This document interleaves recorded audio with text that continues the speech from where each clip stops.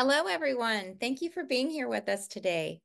The ARC of California is thrilled to announce Caring Futures, a groundbreaking program dedicated to supporting caregivers and family members of adults with disabilities. Understanding the unique challenges faced by family caregivers as they age, Caring Futures offers critical assistance, resources, and a supportive community. Today's Caring Conversation is just one part of Caring Futures program here at the ARC of California. As you see, we have ASL interpretation for our discussion today. You can turn on closed captioning by clicking the button in the bar below. At the end of today's conversation, there will be a question and answer session. At that time, we'll invite you to raise your hand or type your question in the Q&A to ask our guests directly. Good morning. My name is Felisa Strickland. I am a proud sole parent caregiver to my daughter, Lily. Lily is 23 years old. She has a diagnosis of cerebral palsy, autism, epilepsy, and IDD, and requires full-time care. We enjoy our life and live in Santa Barbara, California. Alongside full-time caregiver, I am a strong advocate for individuals with disabilities. I serve as a board member for the ARC of California, as well as Alpha Resource Center of Santa Barbara. I also participate on many committees and enjoy getting involved in fundraisers and advocacy projects in our community. As a Caring Futures instructor and parent educator, I am thrilled to be here with this important conversation with you and our special guest. Today's topic is Tackling the Healthcare System, Guidance for Family Caregivers. I'm so excited to introduce our guest. Liz Mahal currently serves as Director of Advocacy and Strategic Alliances at PhRMA, the Pharmaceutical Research and Manufacturers of America. In this role, she builds partnerships with stakeholder organizations in the health equity space to advance federal policies that increase access to treatments, therapies, and vaccines, and promote innovation in America's biopharmaceutical industry. Prior to joining PhRMA, Liz was the Director of Family and Sibling Initiatives at the ARC of the United States, where she oversaw the ARC's Health and Center for Future Planning Initiatives. She also spent time at Fleischman Hillard on Capitol Hill working for Representatives John Larson from Connecticut and Hilda Solis from California. Liz is a Southern California native and proud older sister of a young woman with Down syndrome, Crystal. Liz is a graduate of the George Washington University, currently living in Alexandria, Virginia, with her husband, Brian, and Minnie Ozzie Kennedy. Without further ado, please welcome Liz.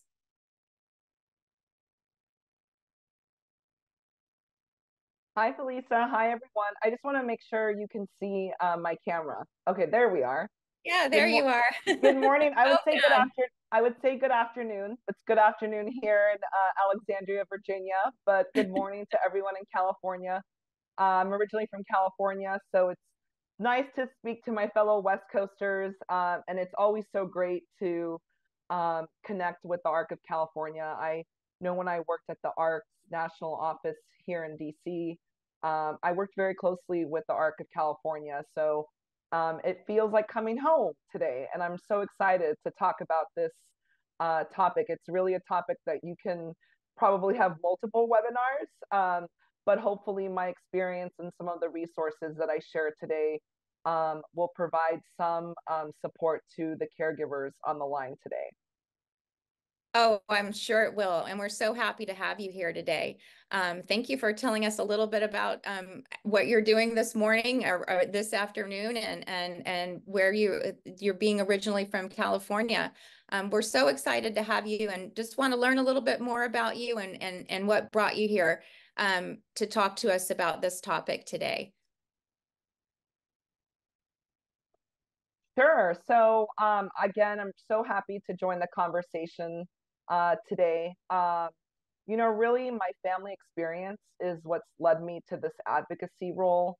I was really inspired by my younger sister, Crystal, who has Down syndrome. I would say she's the greatest teacher that I've had. I know when we were younger, our family's caregiving plan was always Liz will take care of Crystal. I was the proud big sister, and I said, absolutely, I will help support Crystal as she ages. But that actually really took a turn back in 2005 when my dad passed away. Um, it was really an experience that I didn't think would happen until later in my life. I was in my early 20s at the time, and Crystal was actually still in public school. She was about to transition.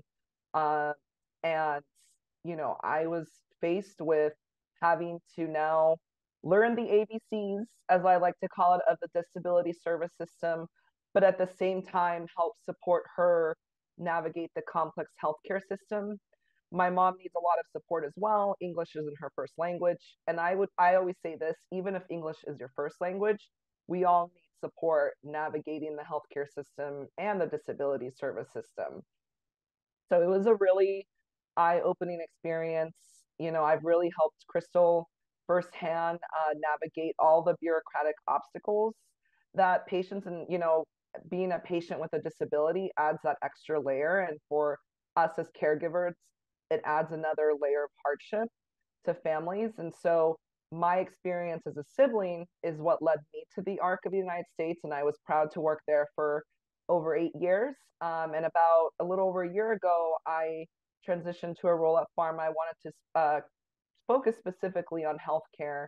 And I'm very fortunate that I get to still work with um, groups in the health equity space, including disability groups. And so it's a great way for me because I sit here with my caregiver hat, um, but it's important for me to continue learning about other people's journeys and how that how policy making needs to take that into mind.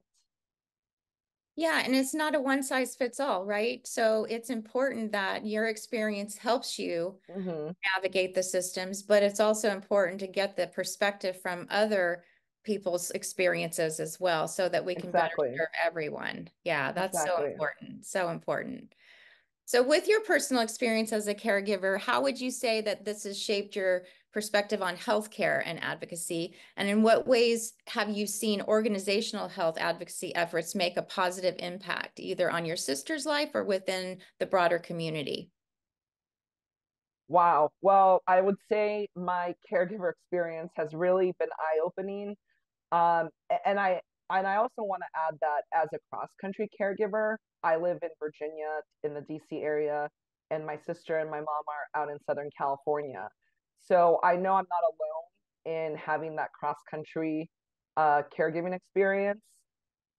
It just has helped me better understand the barriers and the challenges that people face when navigating the healthcare system. And those experiences really fuel my passions. And when I um, when I am talking to colleagues or we're talking about health equity, I come with it from a different lens. I'm sure many caregivers on the line today can relate that there's a lot of complexity to the system, navigating insurance system, co-pays, providers. It's just a lot. And for, like I mentioned before, for caregivers who are navigating the system for a loved one with a disability, it just adds this extra layer. And sometimes as caregivers, we are put in a position that we are educating the providers and we are educating the healthcare system. And so that is very frustrating. I will say that the last year or two, my sister was diagnosed with psoriasis, and she's really relied heavily on me to help her support her with navigating the healthcare system. She has health insurance, but her copay was about $3,000. $3,000. The insurance just wouldn't cover it. So I spent many hours searching for um, additional resources that could help her. And then once we were able to find a patient assistance program to help pay for her medicine, I then had to spend, I wish I could add up the countless hours I've been on the phone or in person with Crystal's doctor's offices, the insurance, the pharmacy, the patient assistance program. And this is all so Crystal can get her medicine. Um, and there's just a lot of education, and this is for, I'm someone who works in the healthcare industry, and Right. so for me, I just realize every time I get off the phone, I just think, wow, the healthcare system is so siloed, and the system really relies on the patient, the caregiver, to navigate between those silos. They don't talk to each other. So for me, I just feel like it's unfair and it's very time consuming. But then I get off the phone and I think, wow, how many caregivers and families are in our position where they don't have those resources or they don't have the time to be on the phone or to have all that education, to provide that education. And so people give up and then they don't take their medication. So um, as frustrating as our experience has been, what really brings me peace in those moments is that Crystal's getting her medicine and that my experience can be shared with others like today in providing guidance around how I was able to get around those hurdles, and provide some resources that have really helped me through this process. So I'm going to ask, so is there something specific that you could recommend for people in that particular situation? Because I'm almost 100% sure that we have lots of those people on the phone. Like you said, this is a common everyday occurrence, Mm-hmm. and as aging parent caregivers or caregivers in general, I mean, sometimes your own care is you don't have the capacity to stay on the phone all day and be everything to everybody else. So what kinds of things can people do to, maybe is there like a checklist or some sort of, just a few things that people could take away that would help them figure out or have more confidence in themselves when navigating the system? Sure. So I know, I relied a lot on my peer network. So I still have colleagues at the ARC. I relied on them for information. So a big kudos to everyone on the line who is attending the webinar today. I think you're one step ahead of many caregivers out there. Um, my best friend is a nurse, so my mom also needed help with, and my sister needed help with getting her injecting the medicine at home because there wasn't a nurse, there wasn't a provider that could come to the home. That was another barrier that Crystal encountered. So, really relying on your network. I also want to add that PhRMA has a medicine assistance tool, map.org, and it really provides an overview of the patient assistance programs that are offered by our member companies. And that's how I was able to find the patient assistance program that Crystal is on right now to get her medication. So, I relied on my network, my professional network, my peers, but also for folks on the line reaching out to the ARC, senior center. If you're an aging caregiver, my mom and Crystal rely on the senior center for transportation because many times Ubers and cabs, they both don't drive, so Ubers and cabs can get really expensive for individuals on a fixed income. Uh, and also the bus, public transportation isn't always so great and not very reliable. So the senior center is another great resource, and the resource centers. My sister's program case manager has been very helpful when we have our meetings once a year. We're very honest about the challenges that we're having, and oftentimes they can provide resources. Like family resource centers? Correct. Yeah, yeah, those are wonderful. That's been such a lifeline for me and my daughter, Mm-hmm. for sure. Yeah, well, those are great suggestions and very helpful. There's just such um a there's such a history of unequal healthcare access, and to be a strong, responsible advocate, it's challenging to find ways to combat that. Mm-hmm. Um, with all that you've shared with us today so far, your knowledge and experience as a caregiver and a professional advocate, what would you say to family caregivers about how to balance being a caregiver with all the other aspects of their life? Well, that's tough. We all have our own journeys.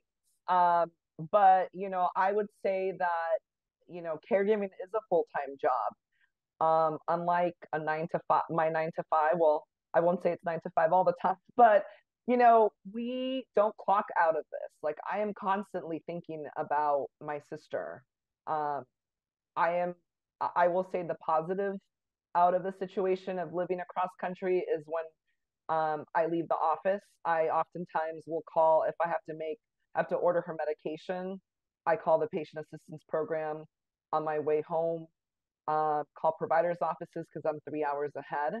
So that I actually have found, a silver lining out of being cross country. I would say that, as caregivers, we're always constantly either supporting our loved one or on the phone with doctors or just thinking about them. And so I would just say that, I rely a lot on my network.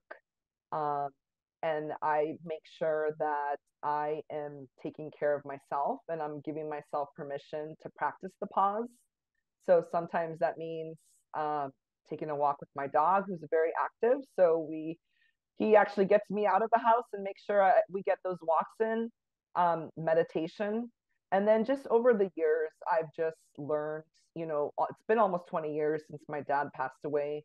And I've learned that fortunately or unfortunately, we never done with the job, right? But that also means that you have to allow yourself to pause, and regroup and give yourself grace. Oftentimes I feel like if something went wrong, I forgot to order a medicine or the medicine didn't arrive on time or, whatever happened at the doctor, questions weren't asked, I have to follow up. Sometimes I feel like I'm failing my sister. Um, but I just have to say, today is the best. Today I'm doing the best that I can. So this is my best, and tomorrow's another day. I love the way you put that. I mean, that's a lot of the time how I feel as a caregiver. And, it's so important to remind ourselves that we are responsible.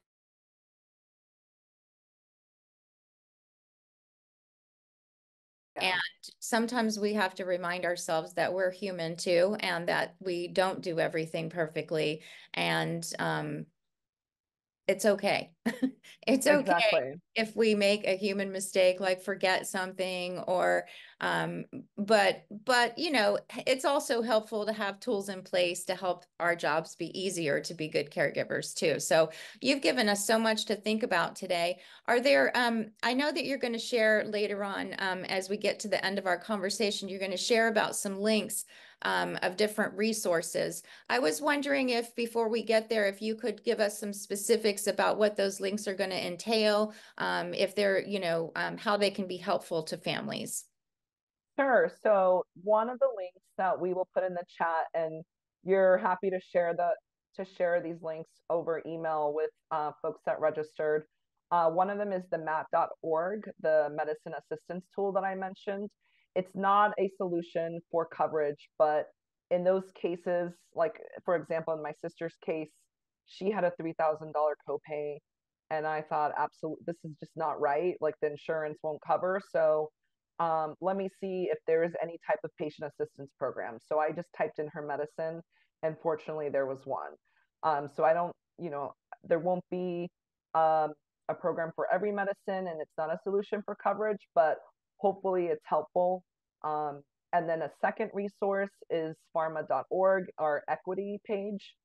We just have a lot of brief resources if people want to kind of dig in more into so the healthcare. I think a lot of times there's a lot of healthcare jargon that we don't know about, and so if people want to learn more, I would highly encourage going to our website to learn more about just specific healthcare issues.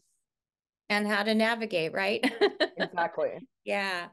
Well, I've enjoyed our conversation so much. We're gonna get to the end here, but I just what is the most important part of the conversation today that you want our viewers to remember and take away to put in action on their own caregiving journey?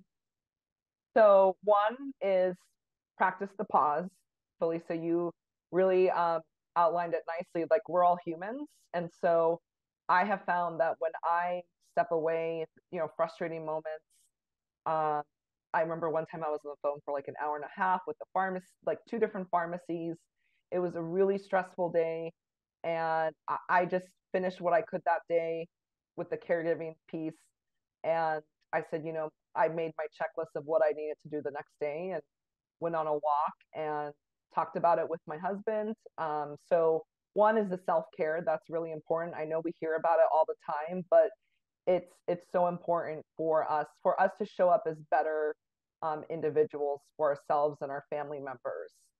So that's one. The second is, make sure that you take advantage of the resources. It could be overwhelming, but just review resources one day at a time, and then just lean on other peers and people you've met in this journey. You can, like for example, my best friend is a nurse. I was so afraid to ask her for help, and I was just kind of just like, hey, I need to like vent about what's going on. And she said, well, I can help. I can come to the home and help. So you never know when you talk about your story who's going to offer to help, and don't be shy about receiving the help. Um, and don't feel bad, because if people offer help, they want to be there for you. So that's my third piece of advice. And my fourth is really important, because I think as caregivers, we need to tell our stories. Uh, and this is more of like a advocacy ask that I'm going to make of everyone on the line. We are, day in, day out, caregivers, and it's so important that we are sharing our stories on the local, state, and federal level, because a lot of policies that are being made, it's important for legislators to hear how the real life implications of policies and how it's going to impact your loved one and you as a caregiver. So powerful. Thank you for adding that part. I couldn't agree with you more. Telling our stories, it's what connects us, and it's really important to connect, especially with legislators and people that are making decisions on behalf of our lives, right? And if they don't really know what we're going through, a lot of times people don't know until they're actually put in that situation, right? And then they Right. realize the challenges that people have been struggling with. So thank you for sharing that part. That's so important. And all of those tips that you just gave I'm taking notes right now, because they're great reminders and things that they don't sound that complicated, but when you're in the heat of caregiving and making decisions and just trying to keep all the balls in the air, it's really hard sometimes to remember to just take care of yourself, step away for a second if you need to, regroup, get some new energy, and come back stronger and better. Thank you so much for all you've shared so far, Liz. We're going to jump into questions in just one moment. I'm going to tell everyone a little bit about Caring Futures, and then we will move to our Q&A. So before we move on to questions, I'd like to tell you a little bit about Caring Futures, and the future is now. It's a program designing a support plan for you and your adult family member in a 6-week online class series, where caregivers develop a comprehensive future planning guide for the caregiver and their adult family member with a disability in a small and welcoming environment. Future is Now classes are Mondays, Tuesdays, and Wednesdays, and they're also offered in Spanish. Self-Care Matters, Well-Being for the Caregiver, a 2-week live online class series where caregivers learn about and practice tips, resources, and strategies to improve or sustain their well-being. Self-Care Matters classes are on Mondays and also offered in Spanish. Please visit our Caring Futures website and join our mailing list to keep up to date with these offerings and to register for classes and more. Also, if you want to keep this conversation going, then I invite you to join our Caring Futures Facebook group. It's a private group only for family caregivers and is a safe space for us to share our triumphs, our challenges, and a link is being put in the chat right now. Hope to see you there. I run that Facebook group and I really, really enjoy getting to know all of you. So please join. So now we're going to move to questions. And if you would like to ask a question, then we ask you to type your question in the Q&A, and we will answer directly or call your question to the attention of the group, and our guest will answer you directly. You may also select raise hand. It should be an option below on your computer, or if you're using a phone or tablet, then you should be able to click the dots on the bottom and you'll find the more option, and then choose raise hand. Once you raise your hand, then we will allow you to turn on your audio and turn on your video so you can ask our guest speaker directly your question. We'll do our best to get to all of the questions if possible. And if you need if you need the ASL interpreter to ask your question, please raise your hand and request video access in the Q&A. So it looks like we've got some questions. Lots of questions. Yeah. There's one question here from Lynn. What did you have to do to be able to talk to all the medical professionals on behalf of your sister?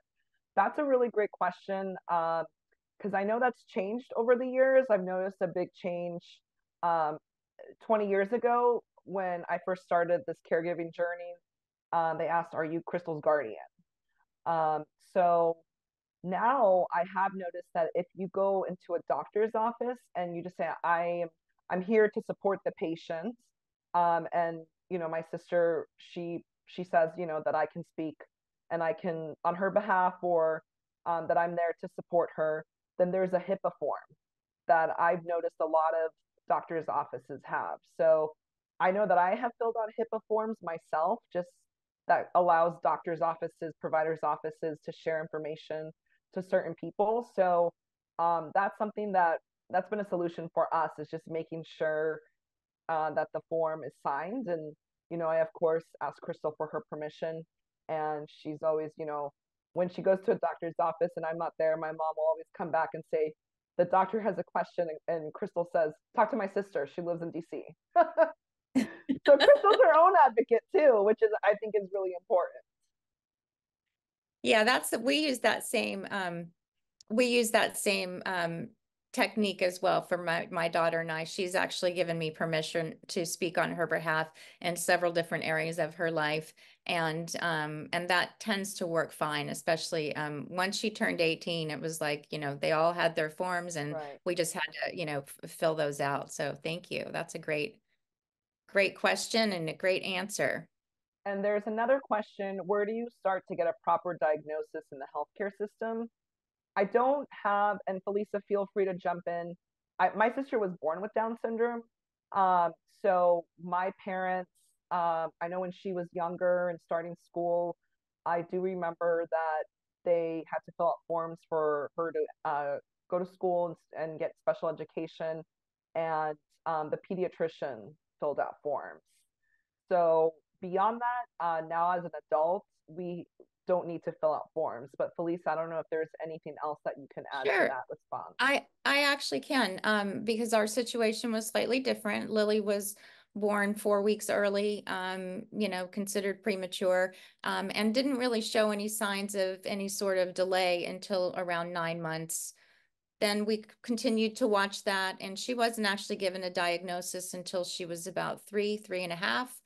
And the pediatrician kind of pointed us in the right direction with all of the different early intervention programs, and then different specialists, neurologists, to try to determine what was the cause of the delay. And eventually she was diagnosed with cerebral palsy and then autism and epilepsy.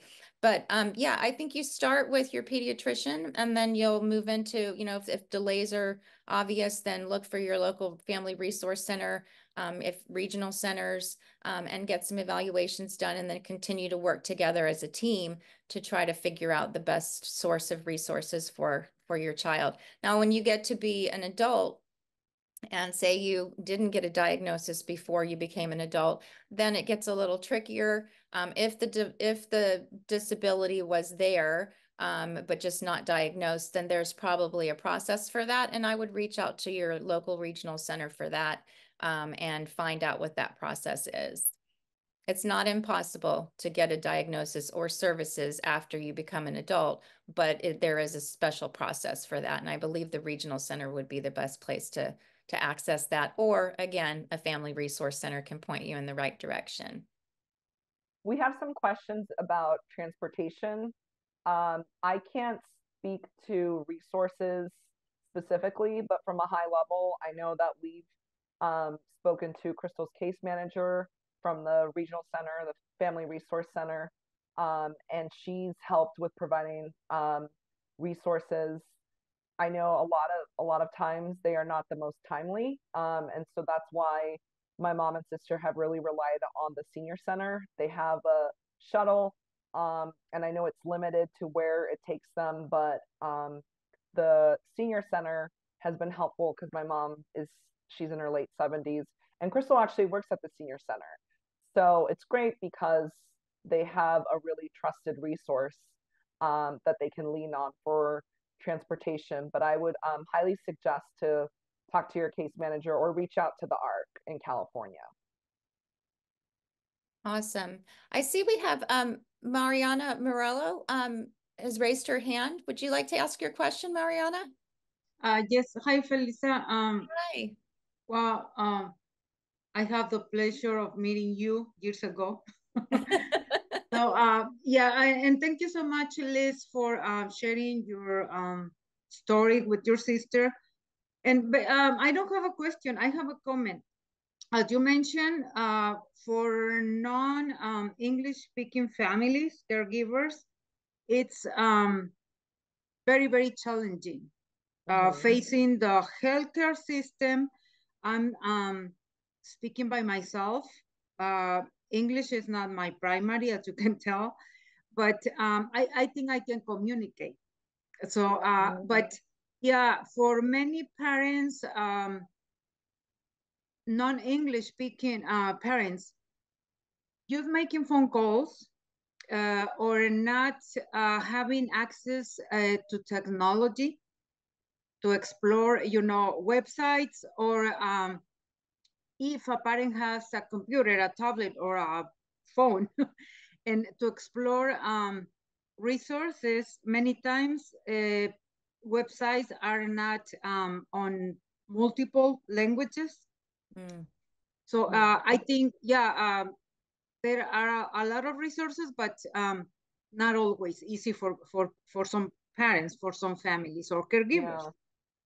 So it's, yeah, very limited resources, but yeah, technology is a big, big challenge. So, yeah. And not only the language barrier, but technology is another thing. Yeah, Thank and you so much. I'm so glad you mentioned the technology piece, because she has an iPad, she has her phone, we text every day, a couple times a day. But my mom is very technology averse, and it's been really hard for her to learn, and she hasn't been very successful in learning. I know a lot of now healthcare appointments, ahead of time, they ask for paperwork to be filled out in advance, and they send a text. My mom and sister have just requested that any forms just be provided in person, and that's a right that you can ask for. I know there's like the technology, not everyone has access to a tablet or phone, or can afford the internet, the cable. So I would say don't be shy about asking for those forms in person. I always tell my mom, there's staff that speak Spanish, ask for their help when you're filling out forms. So the staff are there to help, and I think that's what we always have to remember as caregivers. Definitely, and thank you again, Mariana, for bringing up yeah, we're constantly running into that, and it's not just the language barrier, it's also access to the resources are not provided in a way that people can actually use them. So we need to get advocating on that as well. So we'll just add that to our list, right? Yeah, thank you so much for this presentation, and thank you for the opportunity to make my comment. Oh, thank you. Of course. Let's see, we have another hand raised. Kristen. Hi, Kristen. Hello. Did you want to ask a question? Yeah, I'm not sure if you answered all my questions. I had a couple more. I was going in and out of the thing for some reason. I was having bad connection. But anyway, so in addition to my mom being now disabled and stuff, I was disabled from birth, and we keep running in, especially me, I keep running into the problem of insurance doesn't want to pay for anything except certain things. They think that, I get the feeling they think that disabled people have all this extra income coming and that we can just afford thousands of dollars of stuff that we need that they insist we don't need. How the heck do we fight insurance companies to get them to understand that we do need it? Because this is ridiculous. Like, I can't ride a regular bike. They make special bikes for people with disabilities, and then they make it so expensive that no one can afford it. Mm-hmm. I hear you. And insurance never wants to cover it. I'm like, and how do you think me and my friends can afford that? Yeah, I feel your frustration, Kirsten. I'm not sure that we have the answer today, but we're going to have to just keep advocating for that as well, telling our story. I think that's the way we get there. Because this is, and then of course, I take access all over the place, and they insist to take so long sometimes that I have to get out of it, that I have to get another way there, and my family acts like I control how long it takes. I'm like, really? They get upset at me because I have to take some other way to get there. Because access won't cut down on the amount of time it takes to get somewhere. And they won't make same day rides, so if I gotta go to work and I don't know until the day of, I don't have a ride to work. Yeah, and those are, as Felisa said, Kirsten, those are the stories that people need to, legislators on the state, local, federal level to hear as they're coming up with policy solutions to different issues in the healthcare system and just in general. So thank you for sharing your story. Thank you. Let's go to, I see another question here. Jennifer Griffin. I'm looking at the mat and I don't see any of my son's medications. He has a rare epilepsy syndrome. Are epilepsy meds not included in the mat?